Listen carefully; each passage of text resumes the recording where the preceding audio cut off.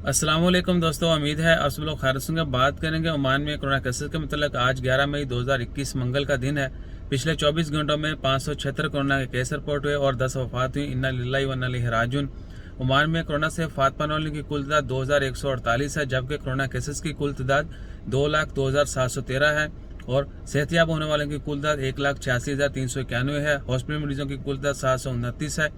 255 मरीज अभी तक आईसीयू में है, जबकि पिछले 24 घंटों में 83 मरीजों को हॉस्पिटल में एडमिट किया गया। दुआ करें अल्लाह ताला तमाम मरीजों को शिफाए कामिला अता फरमाए और जो लोग वफात पा चुके हैं अल्लाह ताला उनकी मगफिरत वाकिन को सब्र जमील अता करे।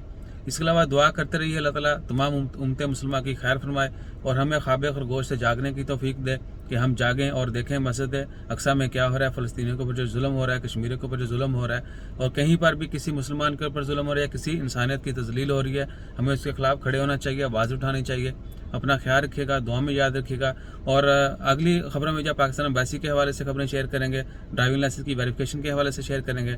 अपना ख्याल रखिए, दुआ में याद रखिए। जज़ाकल्लाह। अल्लाह हाफ़िज़।